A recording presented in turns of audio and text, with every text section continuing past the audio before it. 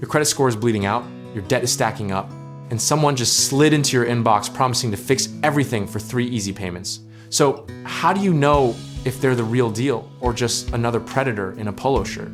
The credit counseling industry is a wild west of nonprofits, scammers, and everything in between.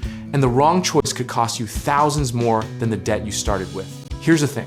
The credit counseling world exploded after the 2005 bankruptcy reform laws made it mandatory to get counseling before filing, which basically handed an entire industry a captive audience overnight. When you mix desperation with regulation, you get a gold rush, and not everyone mining that gold has your best interests at heart. Think of it like this. You're already in a financial hole, and some of these so-called counselors are handing you a bigger shovel while charging you for the rental. The catalyst isn't just bad actors, it's the structural incentive to enroll you in a debt management plan, whether you need one or not, because that's where the fees live. We once lived in a world where nonprofit meant trustworthy, where the label alone was enough to make you exhale and hand over your bank statements. But that optimism aged about as well as a subprime mortgage, because here's the dirty secret. The IRS has revoked nonprofit status from dozens of credit counseling agencies for operating like straight-up for-profit companies with a charity costume on. Experts like those of the National Foundation for Credit Counseling have said for years that a good counselor should spend at least 30 minutes reviewing your full financial picture before recommending anything. If someone's pushing a debt management plan in the first 10 minutes of your first call, that's not counseling, that's a sales pitch wearing a clipboard. History is the most honest teacher here. And it's been screaming the same lesson since the early 2000s, when the FTC shut down agencies like Ameridebt for pocketing voluntary contributions that were anything but voluntary.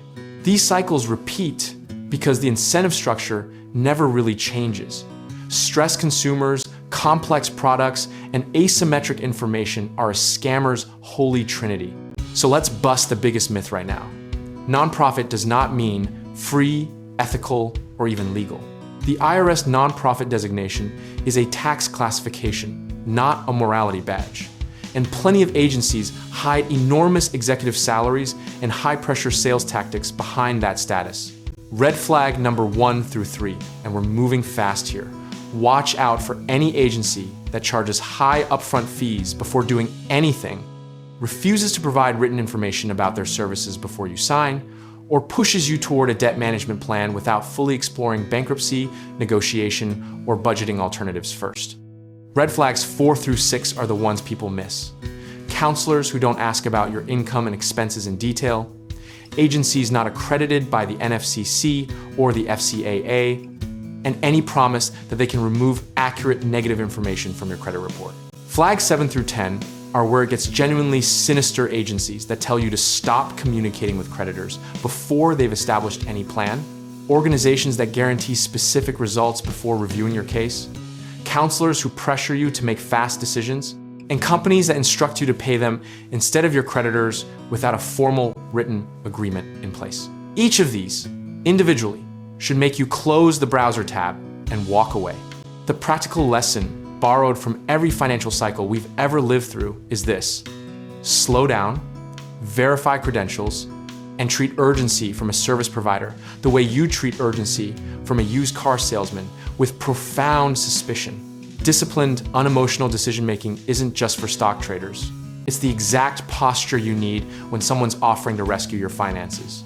You don't need to find the perfect counselor on day one. You need to be the kind of consumer who asks hard questions, requests everything in writing, and never confuses someone's confidence for competence. Process over panic, patience over pressure, and never let the size of your problem convince you to shrink your standards. At the end of the day, the best credit counseling relationship looks boring. Regular check-ins, a realistic budget, slow and steady creditor negotiations, and zero drama.